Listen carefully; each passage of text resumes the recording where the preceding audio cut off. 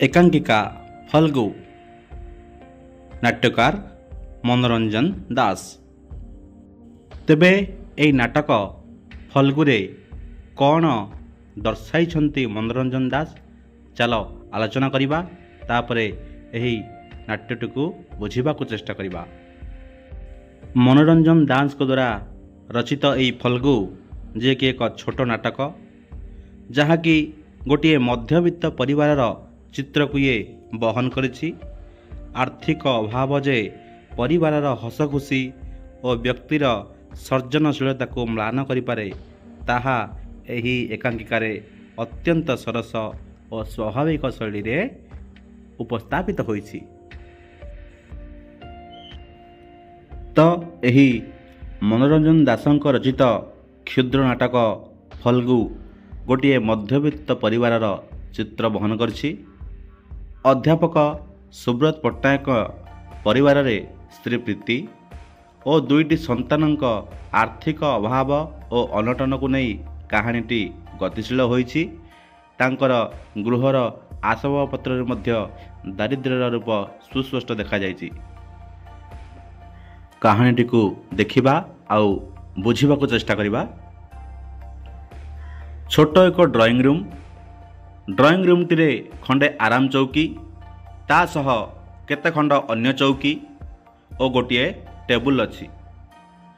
Table उपरे table cloth परिवर्ते केते खंड पुराना खबर कागज को परा जाइछि।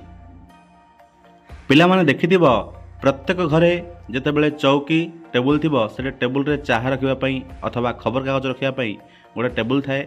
से टेबुल उपरे किए कौनसी प्रकार रे कपड़ा पकई थांती बा काचर मध्य किछि घोड़नी मध्य पकाई थांती। तबे सही टेबुल उपरे एठी कोन होइछि ना कपड़ा परिवर्ते कोन रखाइछि ना खबर कागज रखा होइछि। सही चौकी गुड़िकर दरभंगा अवस्था दारिद्र्य रूप सुस्पष्ट रूपे बारी हो पड़ुछि। तापर जिबा घरर दांड दरजा भीतर को देख। घरर दांड दरजा पाद प्रदीपर विपरीत दिग को अर्थात जड़े कहीं घर भीतर को आसिला बेले से घरर दरजा कुआड़ अच्छी ना बाहर पट को खोले भीतर आड़ू खोला न थाए। सही दरजा खोलिले देखा जाए कौन ना आगरे इटार भंगा कंपाउंड वाल आउ दर भंगा काठर फाटकटी आखिरे पड़े नुह कि। तो सुब्रत बाबूंक घर आगे कौन पड़े ना दर भंगा इटार कंपाउंड वाल आउ काठर फाटकटिए। सेपरी घरर डाहाण पाखरे अन्य दरजा सही दरजा आर पाखरे भीतर को अच्छी बारंडा घर। बाँ पाखरे गोटे झरका अच्छी। झरका आर पाखरे प्राय 40-50 फुट छाड़ी अन्य एक कोठा अच्छी। आउ सही कोठारू के जणे बंसी बजाऊ अच्छी है। तेबे देख दृश्य आरंभ होला बेलू बाँ पाखर झरका पाखरे सही दिगरू भासी आसुवा एक बंशीर स्वर शुणी तन्मय होई ठिया होइचंती सुब्रत बाबू। तन्मय माने कौन ना विस्मित होई ठिया होइचंती। सुब्रतंक बयस पाखापाखि 35। सुंदर चेहरा अर्थच दुर्बल देह एठी दारिद्र्यर रूपरेख स्पष्ट हो पारछि। घरर दुईटी जाक दरजार कबाट आउजा थाए आउ बंशी रे भासी आसुथाए पूरबीर रागिणी अर्थात से बंशीर स्वर रे तांकर किछि स्मृति गुड़िक भासी आसुथाए एमिति मने हुए। बाँ डाण दरजा आर पाखरु खटखट शब्द होला। सेतेबेले सुब्रत बाबू कहउछति कि भीतर को आस। पुणी शब्द कटकट होइछि। कबाट आउजा होइछि भीतर को आस। सेतेबेले पुणी शब्द होइछि। सेतेबेले सुब्रत बाबू कहउछति प्रीति फाजिलामी होइछि ना देखिब भीतरु जंजीर लगाई देबी। से सेतेबेले झरका पाखु जाई सही कबाटर जंजीर लगाई देले। जंजीर माने पिले माने सिकुली है। कबाट रे सिकुली लगे ना तो सही सिकुली को जाई कि लगाई देले। हठात बंशी स्वर बंद हो गला। तापरे कौन होइछि प्रीति आर पाखर थाई आरे ସତେ ସତେ ଜଞ୍ଜିର ଲଗାଇଦେଲେ ନା କ'ଣ? ପୁଣି କବାଟ ଠକ୍ ଠକ୍ କରୁଛନ୍ତି। ଫିଟାଅ ଫିଟାଅ ମ, ଜଳଖିଆ ଖାଇବ ନାହିଁ। ଯେତେବେଳେ ଏତିକି କଥା ଶୁଣିଲେ ସୁବ୍ରତ ଆସିକି କବାଟ ଫିଟେଇଲେ। ସେତେବେଳେ ଘର ଭିତରକୁ ପଶି ଆସିଲେ ପ୍ରୀତି। ଆଉ ପ୍ରୀତିଙ୍କର ବୟସ 30 ପାଖାପାଖି, ଆଉ ଦୁର୍ବଳ ଚେହେରା। ଇଏ ମଧ୍ୟ ସେମିତି ଦେଖାଯାଉଛନ୍ତି, ମାନେ ଏଠି ଦାରିଦ୍ର୍ୟର ଚେହେରା ସୁସ୍ପଷ୍ଟ ରୂପେ ଜଣାପଡ଼ିଯାଉଛି କି କେମିତି ୟାଙ୍କର ଅବସ୍ଥା ଥିବ। ସୁବ୍ରତ ସେତେବେଳେ କହିଛନ୍ତି, କାହିଁ କାହିଁ ଜଳଖିଆ? ସତେ ଆଜି ଭଲ କରି ଜଳଖିଆ ଆଣ, କଲେଜରୁ ଫେରିବା ବେଳେ ବେଶ ଭୋକ କରୁଥିଲା ଯେ। ଏତି ଯେତେବେଳେ ସୁବ୍ରତ ବାବୁ କହିଛନ୍ତି, ପ୍ରୀତି କହୁଛନ୍ତି, ଭୋକ ପେଟରେ ତୁମେ କାହିଁକି ବଜାରରୁ କିଛି ନ ଖାଇ ଆସିଲଟି? ସେତେବେଳେ ସୁବ୍ରତ କହୁଛନ୍ତି, ଆରେ ଏକାବେଳେ ଯେ ଘରକୁ ଆସିଥିବା ନୂଆ ମଣିଷଟିଏ ପରି କ'ଣ କଥା କହିଲଣି? ଗଲାବେଳେ ପକେଟରେ କେତେ ପଇସା ଦେଇଥିଲ?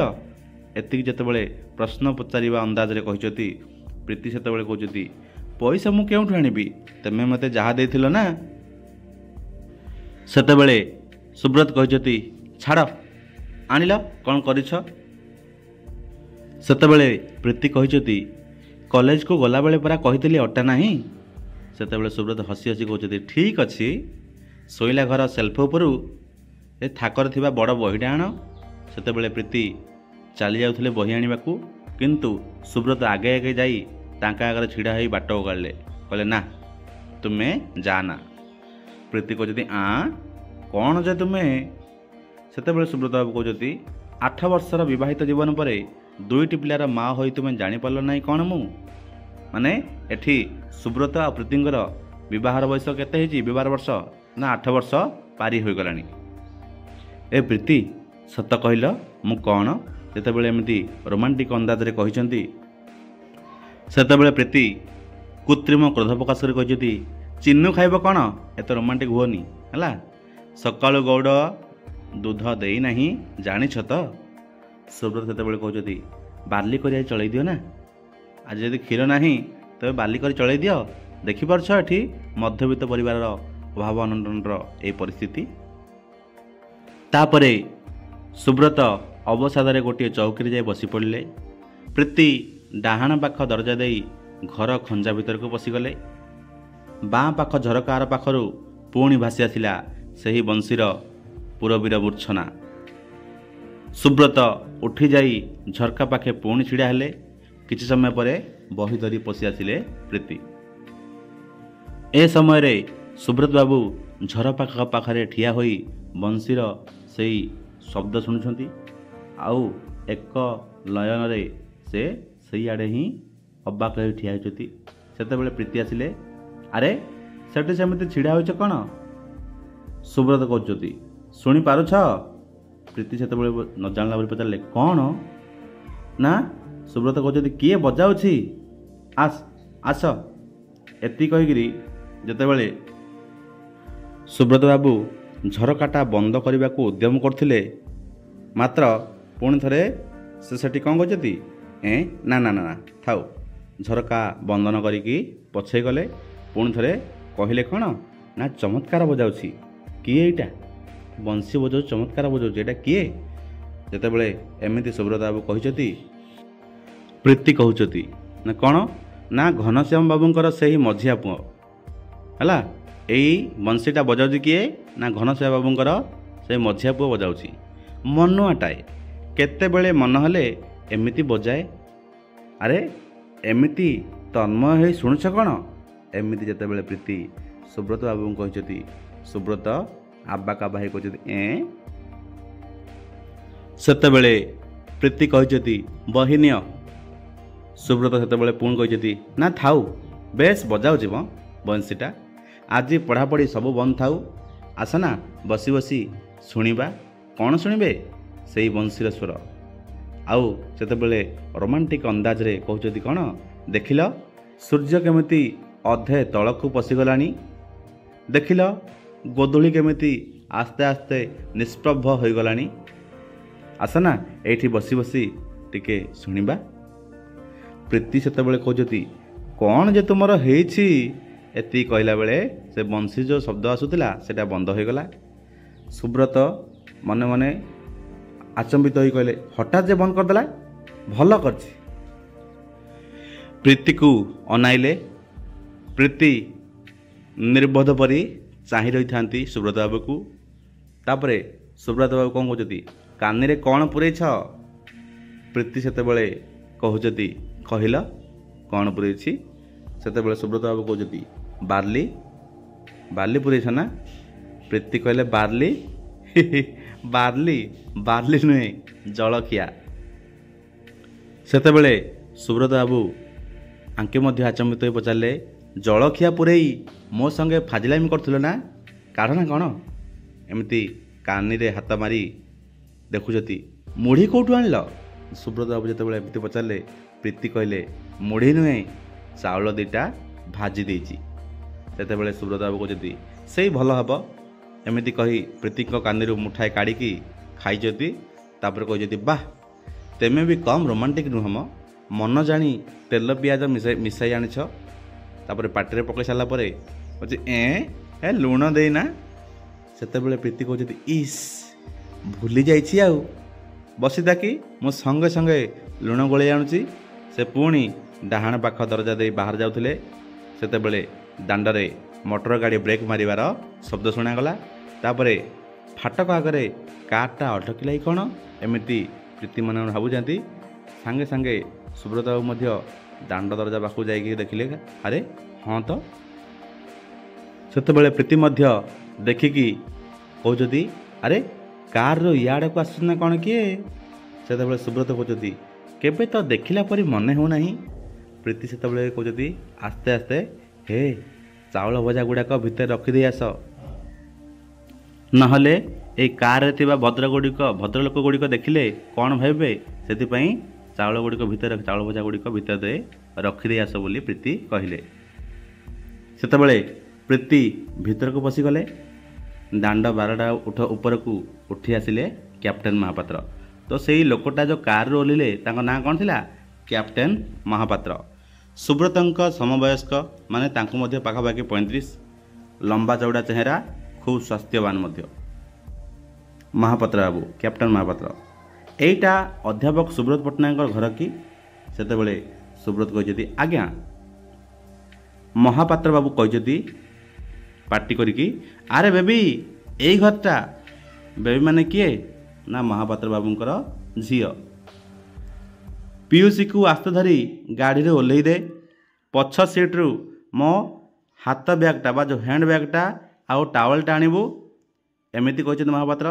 ता सहित सेतेबेले महापात्र बाबू आउरी कौन ना ये सुब्रत बाबू देखी ओ आपण ताहले सुब्रत पट्टनायक एमती कही सारा पुणी थे सुब्रत बाबू कहते हाँ मु सुब्रत आपण किए। सेतेबेले महापात्र बाबू घर भीतर को निर्विकार भाव पशि आसी कहते दूर दूरांत अपरिचित अति निकटर अथच अति दूरर। सेतेबेले प्रीति मध्य पुणी घर को फेरी आसुनांती। ताके ए महापात्र बाबूंकर कथा शुणी माने कौन कहवाक चाहते यार अर्थ एमती प्रीतिंकर थिला महापात्र बाबूंक प्रति। सुब्रत सेतेबेले कहते प्रीति मोर एमती कहला समय महापात्र बाबू कहते ओ हसी हसी नमस्कार नुआ बाबू अरे मु भी उद्भट हो गले कहते तो केउठु परिचयटा आरंभ करी। बेस जोठु परिचयर आरंभ सेठु आरंभ करे आउ संक्षेप कहवा गले मु पुरबीर स्वामी माने एठी पुरबी बोली जड़े चरित्र थिला जे कि तांको स्वामी होचती महापात्र कैप्टेन बाबू। माने एठी जना पड़ुछि पुरबी होचती सुब्रत बाबूंकर किछि रिलेशन थिबा किछि बंधु आउ पुरबीर ये स्वामी अटंती महापात्र बाबू। सेतेबेले सुब्रत बाबू पचारुति आपण कैप्टेन महापात्र ना। सेतेबेले महापात्र बाबू कहउछंती कि केउं जुगरे कैप्टेन थिली किंतु वर्तमान एबे कॉन्ट्रैक्टर हला। मु केउं जुगरे कैप्टेन थिली माने पूर्वे कैप्टेन थिले किंतु एबे कॉन्ट्रैक्टर काम करूछंती। दांड दरजा पाखक उठी जाई सेतेबेले कहउछंती बेबी टावलटा आनिबारे कौन एते डेरी होची। एमती जेतेबेले महापात्र बाबू ताको झील को कहउछंती ସେତେବେଳେ ସୁବ୍ରତ ବାବୁ କହୁଛନ୍ତି ଝରକାଟା ବନ୍ଦ କରିଦିଅ ପ୍ରୀତି, ବହୁତ ଧୂଳି ସେ ପାଖରୁ ଆସୁଛି। ଆଉ ସେତେବେଳେ ପ୍ରୀତି ମଧ୍ୟ ଝରକା ବନ୍ଦ କରିଦେଲେ।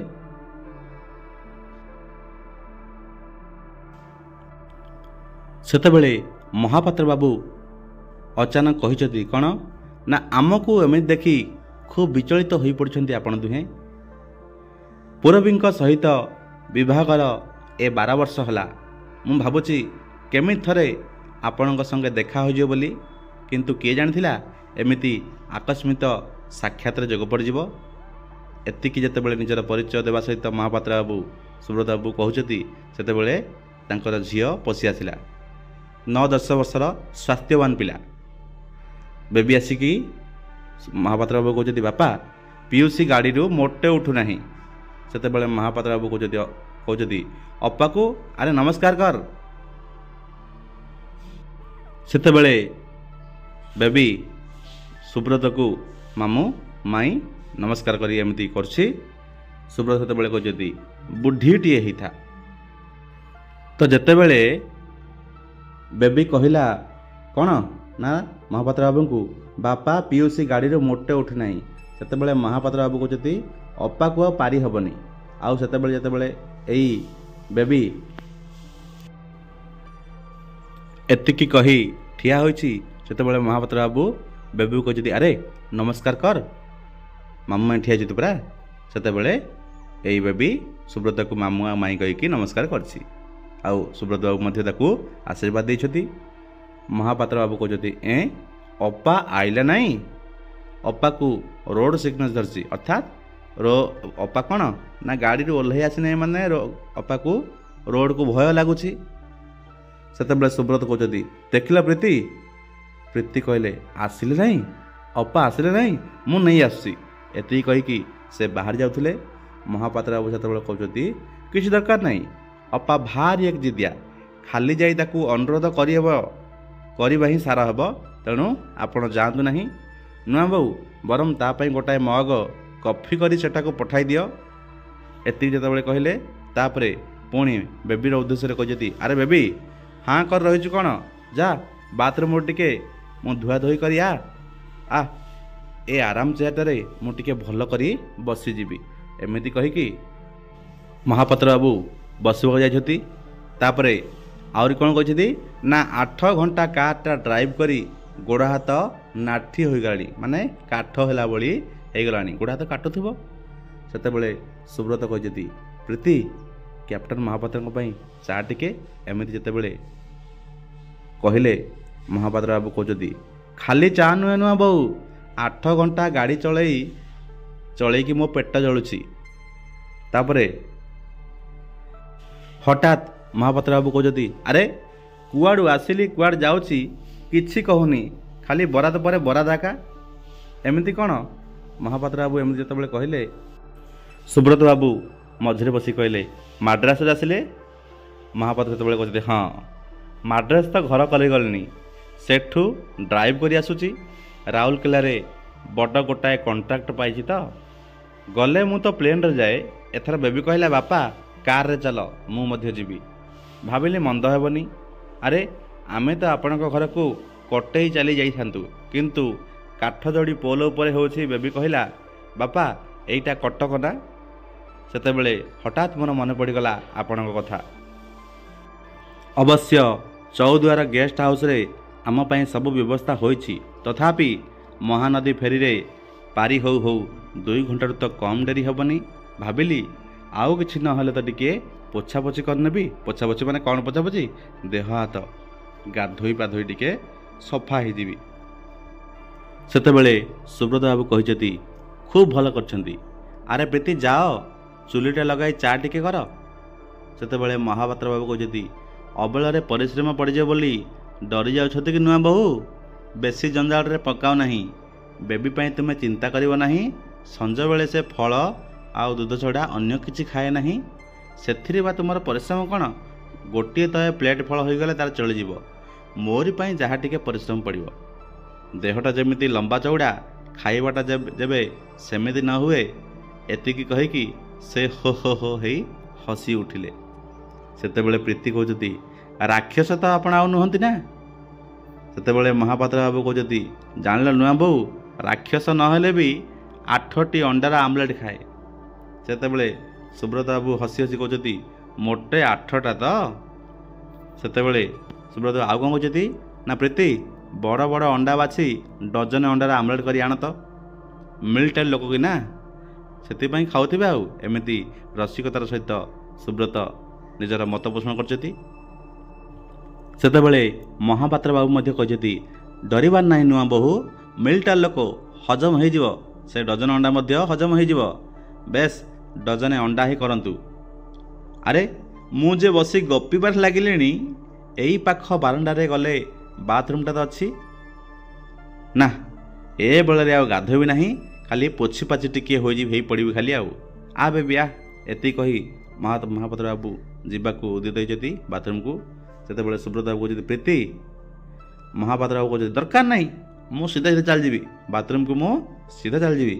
ସେତେବେଳେ ବିସ୍ମୟକର ଭାବରେ କ୍ୟାପ୍ଟେନ୍ ମହାପାତ୍ର ଟାଉଲଟାକୁ ଧରି ଡାହାଣ ପାଖ ଦରଜା ଦେଇ ଖଞ୍ଜା ଭିତରକୁ ପଶିଗଲେ। ତାଙ୍କର ପଛେ ପଛେ ବେବି ମଧ୍ୟ ଯାଇଛି ସେଇ ବାଥରୁମ୍। ସୁବ୍ରତ ସେତେବେଳେ ଅସହାୟ ଭାବେ କହୁଛନ୍ତି, ପ୍ରୀତି। ପ୍ରୀତି କହୁଛନ୍ତି, ତୁମେ କ'ଣ ପାଗଳ ହୋଇଗଲ ନା କ'ଣ? ଘରେ କିଛି ନାହିଁ ଜାଣିବି, ତୁମେ ଖାଲି ଚା ତ ନୁହେଁ, ଅଧମଗେ କଫି, ଫଳର ପ୍ଲେଟ୍, ଦୁଧ, 12ଟା ଅଣ୍ଡା, ଏସବୁ କ'ଣ କହିଯାଉଛ? ସେତେବେଳେ ସୁବ୍ରତ କହୁଛନ୍ତି, କ'ଣ କରାଯିବ ପ୍ରୀତି? ପ୍ରୀତି କହୁଛନ୍ତି, କେଉଁ ପୁରବୀଙ୍କର ଏ କେଉଁ ପୁରବୀ? କେବେ ତ ନାଁ ଗନ୍ଧ ବି ମୁଁ ଶୁଣିନି। ସେତେବେଳେ ସୁବ୍ରତ କହୁଛନ୍ତି, ପରେ ଶୁଣିବ ପ୍ରୀତି, ଆଗ ଏ କାମ ଦେଖ। ମୋ ମା ନା ତଳେ ପଡ଼ିଯିବ। ଦିନେ ନାହିଁ କାଳେ ନାହିଁ, କୌଣସି ମତେ ତୁମେ ଏଇଟାକୁ ଆଡ଼ଜଷ୍ଟ କର। ସେତେବେଳେ ପ୍ରୀତି କହୁଛନ୍ତି, ଘରେ ଦୁଧ ଗୁଣ୍ଡ ଅଛି, ଚା 3 କପ୍ କରି ପଠାଇ ଦେଉଛି, ସବୁ କିଣି ଆଣିଦିଅ, ଯାହା କରିବାର ଅଛି କରିଦେବି।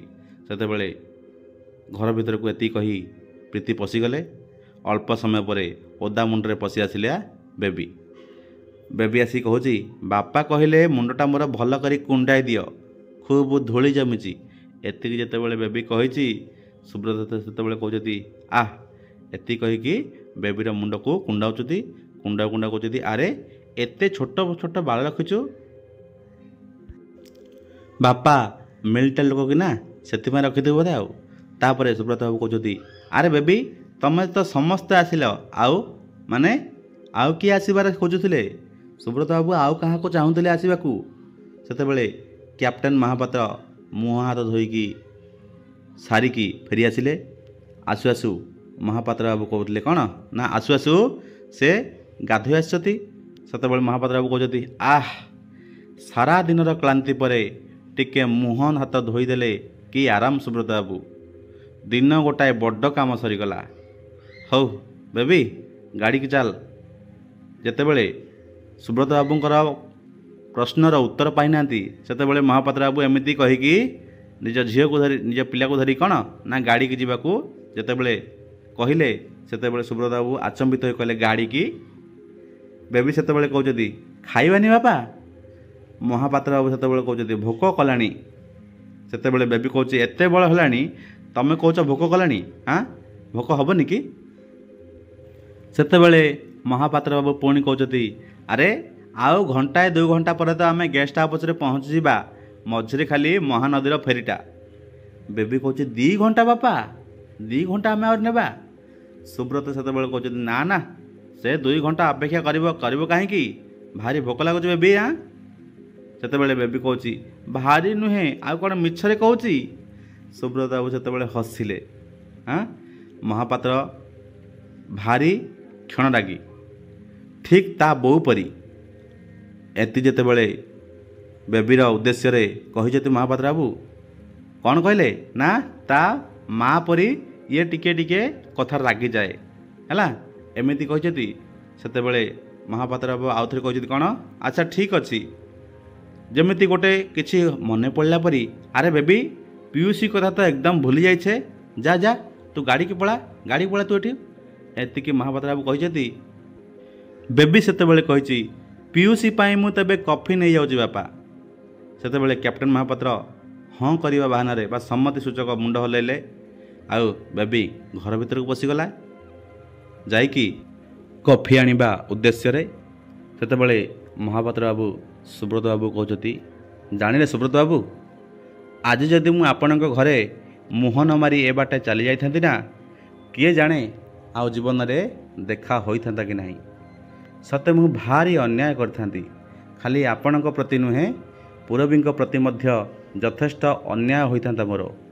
ଏତିକି ଯେତେବେଳେ ମହାପାତ୍ର କହିଲେ, ସୁବ୍ରତ ସେତେବେଳେ ପୂରବୀରେ କ'ଣ ହେଇଛି ଯେତେବେଳେ ପୂରବୀ ଉଦ୍ଦେଶ୍ୟରେ କହିଲେ, ମହାପାତ୍ର ବାବୁ କହୁଛନ୍ତି, ଆରେ ପୂରବୀଙ୍କ ଆଗରେ ଆପଣ ତ ମଣିଷ ନୁହନ୍ତି, ଦେବତା ସତେ, ଆପଣ ବି ସେମିତି ଲେଖନ୍ତି ନା। ସେତେବେଳେ ସୁବ୍ରତ ବାବୁ କହୁଛନ୍ତି, ନା ନା, କ'ଣ ବା ମୁଁ ଲେଖେ ବା। ସେତେବେଳେ ମହାପାତ୍ର ବାବୁ କହୁଛନ୍ତି, କ'ଣ କହିଲେ ଆପଣ ଲେଖନ୍ତି ନାହିଁ? ଆପଣଙ୍କ ଲେଖା ଯିଏ ପଢ଼ିଛି ନା, ବାଃ। ସେତେବେଳେ ସୁବ୍ରତ ବାବୁ ଦେଖି କହୁଛନ୍ତି, ନୂଆ ବହିଟା ମୋର ଦେଖିଛନ୍ତି? ମାନେ ଏଠି ସୁବ୍ରତ କ'ଣ ନା ବୃତ୍ତିରେ ଲେଖକ ମଧ୍ୟ ଅଛନ୍ତି, ଲେକ୍ଚର ଅଛନ୍ତି, ତା ସହିତ ଲେଖାଲେଖି ମଧ୍ୟ କରନ୍ତି। ସୁବ୍ରତ ବାବୁ ଯେତେବେଳେ ପଚାରିଲେ କି ନୂଆ ବହିଟା ମୋର ଦେଖିଛନ୍ତି, ସେତେବେଳେ ମହାପାତ୍ର ବାବୁ କହୁଛନ୍ତି, ନା ତ। ସେତେବେଳେ ସୁବ୍ରତ ବାବୁ କହୁଛନ୍ତି, ବସିଥାନ୍ତୁ, ମୁଁ ନେଇ ଆସିଛି। ସେତେବେଳେ ମହାପାତ୍ର ବାବୁ କହୁଛନ୍ତି, ଠିକ୍ ଅଛି, ପରେ ମୁଁ ଦେଖିନେବି। ସେତେବେଳେ ସୁବ୍ରତ ବାବୁ ମଧ୍ୟ ମନେ ମନେ କହୁଛନ୍ତି, ମାନେ ହଁ ହଉ ହଉ, ମୁଁ ଟିକେ ଭିତରକୁ ଆସେ। ଏତିକି କହି ସୁବ୍ରତ ବାବୁ ଯିବାକୁ ଉଦ୍ୟତ ହେଲାବେଳେ ମହାପାତ୍ର ବାବୁ କହୁଛନ୍ତି, ଠିକ୍ ଅଛି, ନୂଆ ବୋହୂ ଯାହା କରିଥିବେ ସେଇ ଯଥେଷ୍ଟ, ବେଶୀ କିଛି ଆଣିବନି। ସେତେବେଳେ ସୁବ୍ରତ ବାବୁ କିଛି ବୁଝିପାରିଲେନି ଆଙ୍କର କଥା। କହିଲେ, ନାଇଁ ଯେ, ହଉ ଟିକେ ରହିଥ, ମୁଁ ଯାଉଛି ଘରକୁ, କ'ଣ ଥିବ ନେଇକି ଆସିବି। ଏଇ ଉଦ୍ଦେଶ୍ୟରେ ସୁବ୍ରତ ବାବୁ ଯିବାକୁ ଚାହୁଁଛନ୍ତି, କିନ୍ତୁ ମହାପାତ୍ର ବାବୁ କହୁଛନ୍ତି, ହଉ ଯାହା ଅଛି ନେଇକି ଆସ, ନୂଆ ବୋହୂ ଯେତିକି କରିଛନ୍ତି ସେତିକି ମୋ ପାଇଁ ଯଥେଷ୍ଟ। ସେତେବେଳେ ମହାପାତ୍ର ବାବୁ କ'ଣ କହିଛନ୍ତି ନା, କିଛି ବ୍ୟସ୍ତ ହେବାର କାରଣ ନାହିଁ, ବସନ୍ତୁ ନା। ଜାଣନ୍ତି ସୁବ୍ରତ ବାବୁ, ପୂରବୀ କ'ଣ କରନ୍ତି? ଆପଣଙ୍କର ବହି ବାହାରିଛି କି ନାହିଁ କିଣି ଆଣି ସବୁଗୁଡ଼ାକ ମୋ ଆଗରେ ଟିକି ଟିକି କରି ପଢ଼ନ୍ତି। ସେତେବେଳେ ସୁବ୍ରତ ଆଚମ୍ବିତ ହୋଇ କହୁଛନ୍ତି, ସତେ? ମହାପାତ୍ର ବାବୁ ପୁଣି ଆରମ୍ଭ କଲେ, ଅବଶ୍ୟ କେତେକ ମୁଁ ଶୁଣେ, କେତେ ଶୁଣେ ନାହିଁ, କିନ୍ତୁ ଶୁଣେ ନାହିଁ ବୋଲି ତାଙ୍କ ପାଖରେ କହିବାର ଜୁ ନାହିଁ ମୋର। ମାନେ ପୂରବୀଙ୍କୁ ଦେଖିଲେ, ପୂରବୀଙ୍କ କଥାରେ ଇଏ ଡରୁଥିଲେ ମହାପାତ୍ର ବାବୁ।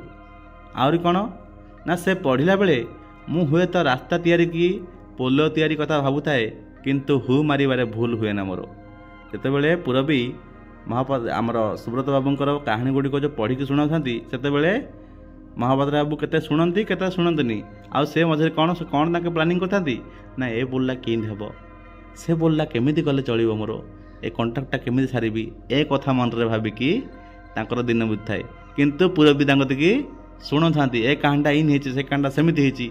ସେତେବେଳେ ମହାପାତ୍ର ବାବୁ ନାଇଁ ତ କରିବାର ନାହିଁ, ହୁଁ କରି ଖାଲି ମୁଣ୍ଡ ଟୁଙ୍ଗାରୁଥାନ୍ତି। ସେତେବେଳେ ମହାପାତ୍ର ବାବୁ ଠାରୁ ଏକଥା ଶୁଣିକି ସୁବ୍ରତ ବାବୁ ଠୋ ଠୋ ହୋଇ ହସି ଉଠିଲେ, ବେଶ୍ ତ ଠକନ୍ତି ଆପଣ। ସେତେବେଳେ ମହାପାତ୍ର ବାବୁ କହୁଛନ୍ତି, ଉପାୟ ନାହିଁ, ତା ବୋଲି କିନ୍ତୁ ଆପଣଙ୍କ ପ୍ରତିଭାକୁ ମୁଁ କ୍ଷୁଣ୍ଣ କରିନି କେବେ। ଆପଣଙ୍କର ଯେଉଁ ପ୍ରତିଭା ନା, ଏତିକି କହିକି ଯେତେବେଳେ ନିଜ ହାତରେ ଥିବା ଘଣ୍ଟାକୁ ଦେଖିଲେ, ଆରେ ସାଙ୍ଗେ ସାଙ୍ଗେ ଛିଡ଼ାଇ ପଡ଼ିଲେ, ପାଟି କରି କହିଲେ, ବେବି, ଆରେ ମହାନଦୀରେ ଯେ ଫେରିବା ପାଇବା ନାହିଁ, 6:30 ବନ୍ଦ, ମାଇଁକି କହ ଯେତିକି ହେଲା ସେତିକି ଥାଉ, ଅନ୍ତତଃ କଫିଟା ତ ହେଇଯିବ, ସେତିକି ଧରି ଚାଲେ ଯିବା। ଏତିକି କହିଲା ପରେ ସୁବ୍ରତ ବାବୁ କହୁଛନ୍ତି, କି ଆଶ୍ଚର୍ଯ୍ୟ ଲୋକ ଆପଣ, ପହଞ୍ଚିଥିଲେ ଯେମିତି ହଠାତ୍, ଉଠି ଛିଡ଼ା ହେଲାଣି ସେମିତି ହଠାତ୍। ସେତେବେଳେ ମହାପାତ୍ର ବାବୁ କହୁଛନ୍ତି, ଉପାୟ ନାହିଁ, 30 ମିନିଟ୍ ଭିତରେ ସବୁ ସାରି ନଈ କୂଳେ ପହଞ୍ଚିବାକୁ ପଡ଼ିବ, ନଇଲେ ସେଇ ଯେଉଁ ବ୍ରିଜ୍ ଫାଟକ ବନ୍ଦ ହୋଇପାରେ। ସେ ସମୟରେ ବେବି ରୁମାଲରେ ପୁଳାଏ ଅଣ୍ଡା ଧରି ପଶି ଆସିଛି। କହିଛି, ବାପା, ଆମକୁ ଛାଡ଼ିଦେବାକୁ ମାଇଁ ମୋଟେ ରାଜି ନୁହନ୍ତି, ହେଲେ ମୋତେ କ'ଣ ମାଇଁ ପାରିବେ? ଭାଙ୍ଗିବାକୁ ଯାଉଥିଲେ 12ଟା ଯାକ ଅଣ୍ଡା ମୁଁ ଛଡ଼େଇ ଆଣିଛି ହେଲା। ମାନେ ବେବି ଏଠି କ'ଣ କହିଲା ନା, ମୋତେ ଭାଙ୍ଗିକିରି ଛଡ଼େଇକିରି ଖାଇବାକୁ ଦେଇଥାନ୍ତେ, ମୁଁ ସେମିତି କରିବାକୁ ଦେଲିନି, ମୁଁ ସବୁ ଛଡ଼େଇ ଆଣିଲି, ଆଉ ଆମେ ଗଲେ ରାସ୍ତାରେ ଖାଇବା ବୋଲି, ଏମିତି ବେବିର କହିବାର ଉଦ୍ଦେଶ୍ୟ। ଏବେ ମହାପାତ୍ର ବାବୁ କହିଛନ୍ତି, ଭଲ କରିଛୁ, ଆମଲେଟ ପଛେ ନହେଲା, କଞ୍ଚା ଅଣ୍ଡାରେ ମୋର କାମ ଚଳିଯିବ। ସେତିକିବେଳେ ପ୍ରୀତି ପଶି ଆସିଲେ, ଆଉ ଟ୍ରେରେ ଗୁଡ଼ାଏ ଫଳ ଆଉ କଫି ମଧ୍ୟ ଆଣିଛନ୍ତି। କ'ଣ ଏସବୁ ହେଉଛି? अंडाटा आमलेट करने को भी देलेनी। एति जितेबाला प्रीति कहते सुब्रत बाबू विस्मितरे आउ निर्बोध भाव में कहते प्रीति कौन एमती कहूच हाँ। महापात्र बाबू से कहते तेमे भारी स्मार्ट नुआ बहु आरे एते फल कौन हेब एति कहते किंतु से सब जाक फल को नहीं जाती ठीक अच्छी। अरे बेबी ब्याग्रे पूरा गाड़ी जाक बसी बसी खाइबू। एठी देख तांके कौन सी अभाव में कौटू केमिति आडजस्ट करिकी से फल अंडा आनचती किंतु आंके कौन ना महत कथा कहला भली ना निहाती आवश्यक नहीं कहीकि पुणी से अंडा फल को लेकिन बेबी कहते धरे गाड़ी बसी खाऊ ना धरता।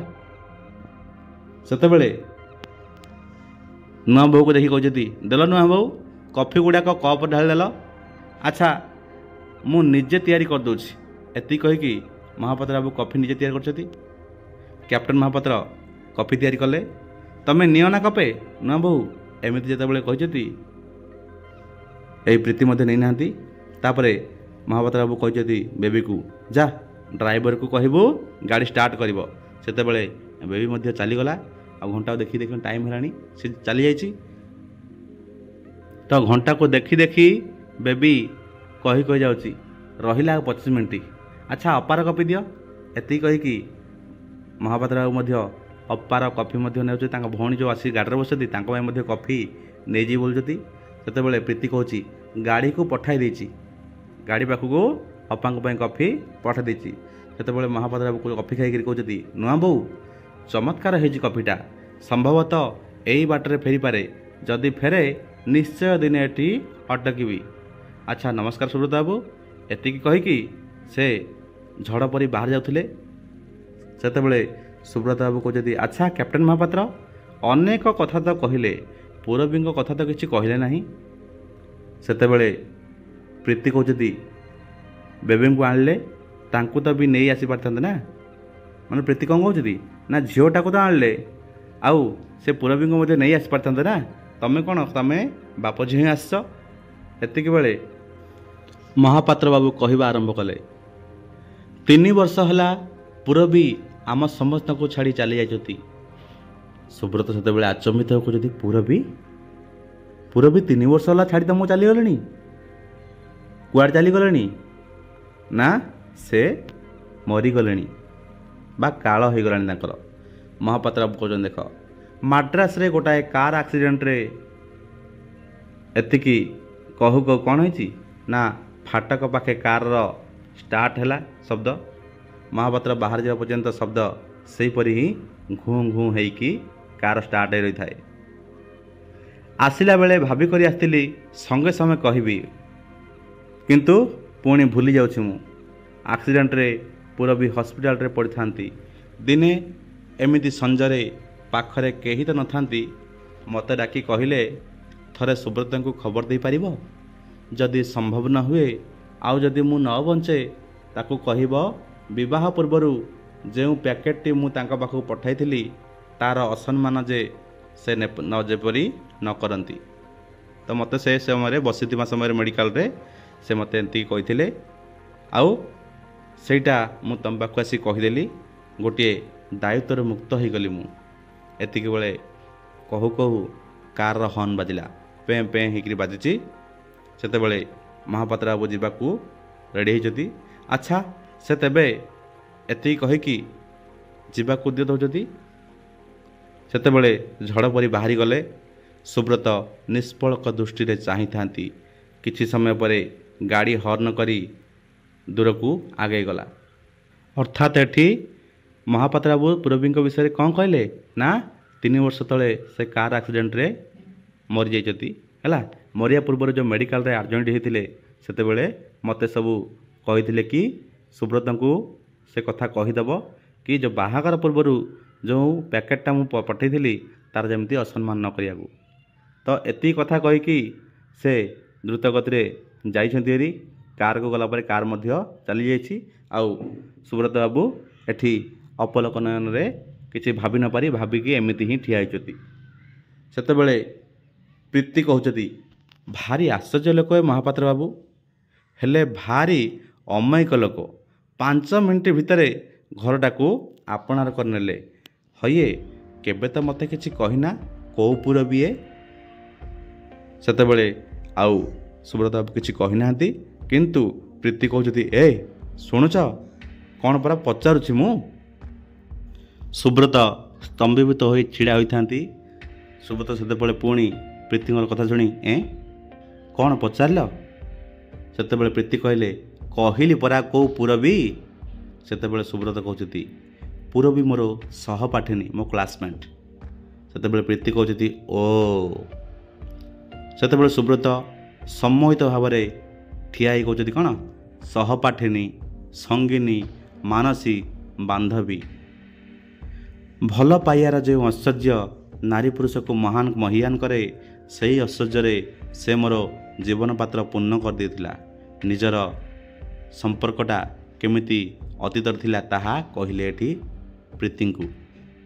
ଜାଣ ଥରେ ରାଜକୋଟ ରାସ୍ତାରେ ୟୁକାଲିପଟାସ୍ ଏଭିନ୍ୟୁରେ ବୁଲୁ ବୁଲୁ କ'ଣ ସେ ମୋତେ କହିଲେ ସୁବ୍ରତ ତୁମେ ଲେଖାଲେଖି କର। ସେତେବେଳେ ପ୍ରୀତି କହୁଛନ୍ତି କାହିଁକି ତାକୁ ତୁମେ ବିବାହ ହେଲନି? ସୁବ୍ରତ ବାବୁଙ୍କ ଭିତରେ ଯେଉଁ କଥାରେ ଯେତେବେଳେ ପୁରବୀଙ୍କ ବିଷୟରେ ଏକଥା ଶୁଣିଲେ, ସେତେବେଳେ ୟାଙ୍କ ମନରେ ଟିକେ ନିଆଁ ଜଳିଛି ହେଲା। ସେଥିପାଇଁ ତାଙ୍କ ବିଷୟରେ ଯେତେବେଳେ ଶୁଣିଲେ କି ପୁରବୀ ତାଙ୍କର ବାନ୍ଧବୀ, ସହପାଠିନୀ ସବୁକିଛି ଶୁଣିଲେ, ସେତେବେଳେ ୟାଙ୍କ ମନରେ ଟିକେ ଈର୍ଷା ଭାବ ଜାଗ୍ରତ ହେଲା। କହିଲେ କି ତୁମେ ତାକୁ ବିବାହ ପଡ଼ିଲନି? ଏତିକି ଯେତେବେଳେ କହିଛନ୍ତି, ସୁବ୍ରତ କହୁଛନ୍ତି ଅନେକ ହେବା କଥା ନ ହୋଇ ରହିଯାଏ ପ୍ରୀତି, ଛାଡ଼ ଯେଉଁଟା ଅତୀତରେ ହେଇଯାଇଛି ସେଇଟା ଆଉ ମନେ ପକାଇଲେ କିଛି ମିଳିବନି। ସେତେବେଳେ ପ୍ରୀତି ଅଭିମାନରେ କହୁଛନ୍ତି ଛାଡ଼ ନା ଛାଡ଼, ଆଗରୁ ମୋତେ କ'ଣ ଏକଥା କହିଥିଲେ? ସେତେବେଳେ ସୁବ୍ରତ କହୁଛନ୍ତି ଜୀବନର ବାସ୍ତବକତାରେ ସ୍ୱପ୍ନର ଆବେଗକୁ ମିଶାଇ ଦ୍ୱନ୍ଦ୍ୱ ସୃଷ୍ଟି କରିବାକୁ ମୁଁ କେବେ ଚାହିଁନଥିଲି ପ୍ରୀତି। ପ୍ରୀତି ସେତେବେଳେ କହୁଛନ୍ତି ଆଶ୍ଚର୍ଯ୍ୟ, ଏତେ ମମତା, ଅଥଚ ମୁଁ ତ ଏ ଘରକୁ ଆସିଲିଣି 8 ବର୍ଷ ହୋଇଯିବ, ଖଣ୍ଡେ ବି ଚିଠି ଟିକିଏ ବି ଖବର କେହି କାହାକୁ ଦେଇନ?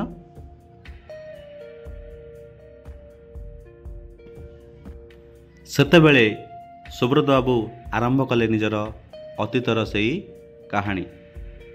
ନା, ଆମେ ଉଭୟଙ୍କୁ ଭଲ ପାଉଥିଲୁ, ତେଣୁ କେହି କାହାର ସୁଖର ସଂସାରରେ ଆଲୋଡ଼ନ ଆଣିବାକୁ ଚାହିଁନୁ। ଆମେ ଉଭୟଙ୍କୁ ଭଲ ପାଉଥିଲୁ, କିନ୍ତୁ କେହି କାହାର ଲାଇଫ୍ରେ ପ୍ରୋବ୍ଲେମ୍ ଆଣିବାକୁ ଆମେ ଚାହୁଁନଥିଲୁ। ସେଥିପାଇଁ ଆମେ କାହାକୁ କିଛି କରିନୁ। ଆଉ କ'ଣ କହିଲେ ନା, ଜାଣ ପ୍ରୀତି, ଆମ ଶେଷ ସାକ୍ଷାତକାର ସେହି ମୁହୂର୍ତ୍ତ ହଠାତ୍ ଆଜି ସବୁ ମନେ ପଡ଼ିଯାଉଛି। କ'ଣ ଗୋଟିଏ ପରୀକ୍ଷା ପାଇଁ ବେଶୀ ରାତି ଯାଏଁ ମୁଁ ପଢ଼ୁଥିଲି। କାହାର ପାଦ ଶବ୍ଦରେ ବହିରୁ ଆଖି ତୋଳି ଦେଖେ ତ ଆଗରେ ପୁରବୀ ଠିଆ ହୋଇଛି। ଅଧରାତିରେ ଏକୁଟିଆ ମୋ ଘରେ ଆସି ସେ ଠିଆ ହେଇଛି। ମାନେ ସୁବ୍ରତ ବାବୁ ଗୋଟେ ପରୀକ୍ଷା ପାଇଁ ସେ ବେଶୀ ରାତି ଯାଏଁ ପାଠ ପଢ଼ୁଥିଲେ। ଆଉ ସେତିକିବେଳେ କ'ଣ ହେଇଛି ନା କାହାର ପାଦ ଶବ୍ଦ ଶୁଣାଗଲା। ଆସି ଦେଖିଲା ବେଳକୁ ଆଙ୍କ ଆଗରେ ଠିଆ ହେଇଛନ୍ତି କିଏ? ପୁରବୀ, ଆଙ୍କ ଘରେ ଏକୁଟିଆ ଆସିକି। ସେତେବେଳେ ପ୍ରୀତି କହୁଛନ୍ତି ସତେ? ମଜା ଉଠିଲା ବେଳକୁ ସତେ? ସେତେବେଳେ ସୁବ୍ରତ ବାବୁ କହୁଛନ୍ତି ବିଶ୍ୱାସ କରିବ, ଟେବୁଲ ଉପରେ ବସି ସିଧାସଳଖ ମୁହଁକୁ ଚାହିଁ ମୋତେ ପ୍ରଶ୍ନ କଲେ, ସୁବ୍ରତ, ଭଲ ପାଇବା ଗୌରବର ବିଷୟ ନ ହୋଇପାରେ, କିନ୍ତୁ ପାପ ତ ନୁହେଁ, ଚାଲ ଆମେ ବିବାହ କରିବା। ଏତିକି ଯେତେବେଳେ ପୁରବୀ ସୁବ୍ରତଙ୍କୁ କହିଛନ୍ତି, ପ୍ରୀତି ସେତେବେଳେ କହୁଛନ୍ତି କ'ଣ କହିଲ ତୁମେ? ଏମିତି ଚାଲାକିଆ ଅନ୍ଦାଜରେ ପଚାରୁଛନ୍ତି। ସେତେବେଳେ ସୁବ୍ରତ କହୁଛନ୍ତି ଏ ପ୍ରଶ୍ନ ପାଇଁ ମୁଁ ପ୍ରସ୍ତୁତ ନଥିଲି, ତଥାପି ଉତ୍ତର ଦେଲି, ଭଲ ପାଇବା ଭିତରେ ଦେହର ବିବାହକୁ ନ ମିଶାଇଲେ ଅନୁରାଗ କ'ଣ କ୍ଷୁଣ୍ଣ ହେବାର ଆଶଙ୍କା କରୁଛ କି? ଏମିତି ଯେତେବେଳେ ପଚାରିଲେ, ସେତେବେଳେ ପ୍ରୀତି କହୁଛନ୍ତି ପୁରବୀ କ'ଣ କହିଲେ? ତମେ ଯେତେବେଳେ ଏମିତି କହିଲ, ପ୍ରୀତି କ'ଣ କହିଲେ? ସେତେବେଳେ ସୁବ୍ରତ କହୁଛନ୍ତି ନିଃଶବ୍ଦରେ ଯେମିତି ଆସିଥିଲେ ସେମିତି ଉଠି ଚାଲିଗଲେ। ସେଇ ଶେଷ ଦେଖା। ତା'ର ଅନେକ ଦିନ ପରେ ତାଙ୍କର ବିବାହର ଠିକ୍ ପୂର୍ବରୁ ତାଙ୍କଠାରୁ ପୋଷ୍ଟରେ ଗୋଟିଏ ପ୍ୟାକେଟ୍ ପାଇଥିଲି ହେଲା। ସେତିକି ଲାଷ୍ଟ ଥିଲା। ଆଉ ଏତିକି ଯେତେବେଳେ ଶୁଣିଛି ସିଏ ଚାଲିକି ପଳେଇଛି। ଆଉ ବିବାହର ତାର କିଛି ଦିନ ପୂର୍ବରୁ ମୋତେ ଗୋଟେ ପ୍ୟାକେଟ୍ ଦେଇଥିଲା, ସେ ପ୍ୟାକେଟ୍ଟା ହିଁ ମୁଁ ପାଇଥିଲି। ସେତେବେଳେ ପ୍ରୀତି କହୁଥିଲେ ଓ ସେଇ ଯେଉଁ ପ୍ୟାକେଟ୍ କଥା ମହାପାତ୍ର ବାବୁ କହୁଥିଲେ ନା, କ'ଣ ଥିଲେ ସେଥିରେ? ଏତିକି ଯେତେବେଳେ ପ୍ରୀତି ପଚାରୁଛନ୍ତି, ସୁବ୍ରତ କହୁଛନ୍ତି ଛୋଟ ଖଣ୍ଡିଏ ଚିଠି। ଜୀବନର ବାସ୍ତବତାର ସମ୍ମୁଖୀନ ହେବାକୁ ତୁମେ ଆଗବର ହୋଇପାରିଲ ନାହିଁ ସୁବ୍ରତ। ମୁଁ କିନ୍ତୁ ଭଲ ପାଇବା ନେଇ ଅଭିନୟ କରିପାରିବି ନାହିଁ। ଏଇ ଆମର ଶେଷ ସୁବ୍ରତ। ଅନେକ ଦିନ ଆମର ପରିଚୟ ହେଲା। ଦିନଠାରୁ ତୁମକୁ କିଛି ଉପହାର ଦେବାକୁ ଭାବୁଥିଲି।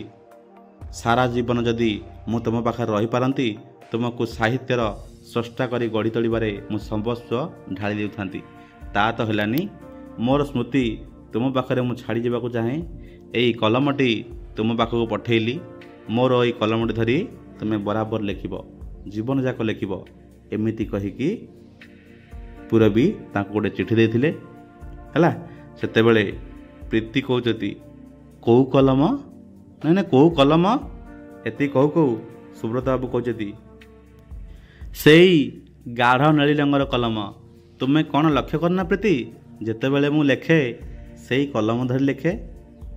ସେହି ଅଦୃଶ୍ୟ ପ୍ରେରଣାରେ ସାହିତ୍ୟରେ ଜୀବନ ମୋର ସାର୍ଥକ ହୋଇଛି। ସେତେବେଳେ ଏତିକି ସୁବ୍ରତଙ୍କ ଠାରୁ ଶୁଣି ହଠାତ୍ ପ୍ରୀତି କଇଁ କଇଁ କାନ୍ଦିବାକୁ ଲାଗିଲେ। ଏ କ'ଣ ହେଲା? ଏମିତି କହି ଯେତେବେଳେ ସୁବ୍ରତ ପଚାରୁଛନ୍ତି, ପ୍ରୀତି କହୁଛନ୍ତି ସେ କଲମ ଆଉ ନାହିଁ। ମାନେ ସେ କଲମ କ'ଣ ହେଲା? ସୁବ୍ରତ କହୁଛନ୍ତି ନାହିଁ ସେ କଲମ। ପ୍ରୀତି ସେତେବେଳେ କହୁଛନ୍ତି ସେ କଲମ ମୁଁ ଘନଶ୍ୟାମ ବାବୁଙ୍କର ସ୍ତ୍ରୀକୁ ଦେଇକି। ସୁବ୍ରତ ସେତେବେଳେ ଚିତ୍କାର କରି ଉଠିଲେ ପ୍ରୀତି। ଏତିକି ଯେତେବେଳେ କହିଛନ୍ତି, ପ୍ରୀତି କହୁଛନ୍ତି କୁହ ତ ମୋତେ, କ'ଣ ଆଉ କରିଥାନ୍ତି ମୁଁ? ଘରେ କୁଣିଆ, ତୁମେ ତ ବରାଦ କରି ଦେଇଗଲ ଗୋଟିଏ ପରେ ଗୋଟିଏ କଫି, ଫଳ, ଅଣ୍ଡା। ମୁଁ କ'ଣ କରିଥାନ୍ତି? ଏତିକି ଯେତେବେଳେ ପ୍ରୀତି କହିଛନ୍ତି, ସୁବ୍ରତ ବାବୁ ବ୍ୟଥା ଭରା କଣ୍ଠରେ ତୁମେ ସେଇ କଲମକୁ ନେଇ।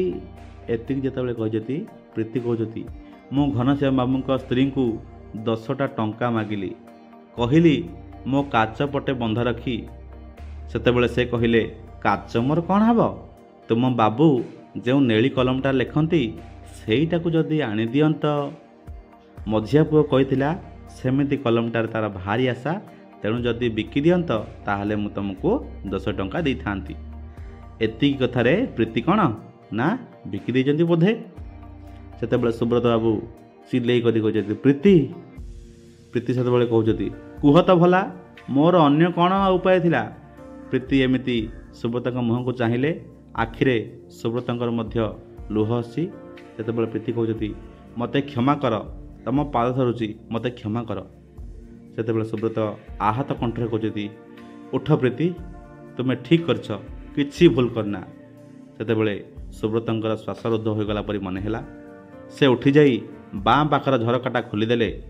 ଆଉ ସେହି ଦିଗରୁ ପୁଣି ଭାସି ଆସିଲା ସେହି ଘନଶ୍ୟାମ ବାବୁଙ୍କ ମଝିଆ ପୁଅ ବଜାଉଥିବା ବଂଶୀରେ ପୂରବୀର ଝଙ୍କାର। ଏତିକିରେ କ'ଣ ହେଇଛି ନା କାହାଣୀଟା ଶେଷ ହୋଇଛି। ଏକାଙ୍କିକାଟିର ପରିବେଷଣ ଶୈଳୀ ଅତ୍ୟନ୍ତ ପ୍ରଭାବଶାଳୀ ହୋଇଛି। ବିଶେଷତଃ ନାଟକର ଏଠି ପୂରବୀଙ୍କର ମୃତ୍ୟୁର ଖବର ପରିବେଷଣ ଓ ତାଙ୍କର ପ୍ରୀତି ଉପହାର ତଥା ସ୍ମୃତିର ସ୍ମାରକୀ ଭାବେ ତାଙ୍କର ସ୍ୱାମୀ ଓ ପରିବାରର ଚର୍ଚ୍ଚାରେ ବିକ୍ରି ହୋଇଯିବା ଯେକୌଣସି ସମ୍ବେଦନଶୀଳ ପାଠକର କରୁଣାରେ ବିବଶ କରିଦେଇଥାଏ। ମୃତ୍ୟୁ ଶଯ୍ୟାରେ ପୂରବୀ ତାଙ୍କର ପ୍ରୀତିର ସନ୍ତକକୁ ଅସମ୍ମାନ ନ କରିବାକୁ ଦେଇଥିବା ବାର୍ତ୍ତାର ଭାଗ୍ୟ ନିଷ୍ଠୁର ପରିହାସରେ ଅନ୍ୟ ହସ୍ତକୁ ଚାଲିଯିବା ଭଳି ଗୋଟିଏ ବିୟୋଗାତ୍ମକ ପରିସମାପ୍ତି ପାଠକଙ୍କମାନଙ୍କର ହୃଦୟକୁ ଶୋକାକୁଳ କରିଦିଏ। ତେଣୁ ଏଠି ଦେଖିପାରିଲେ କିପରି ଏଠି ପ୍ରେମର ସନ୍ତକ ଯେଉଁ କଲମଟି ଥିଲା ସେଇଟା କେମିତି ଅବିଳମ୍ବେ ବନ୍ଧା ମଧ୍ୟ ପଡ଼ିଯାଇଛି।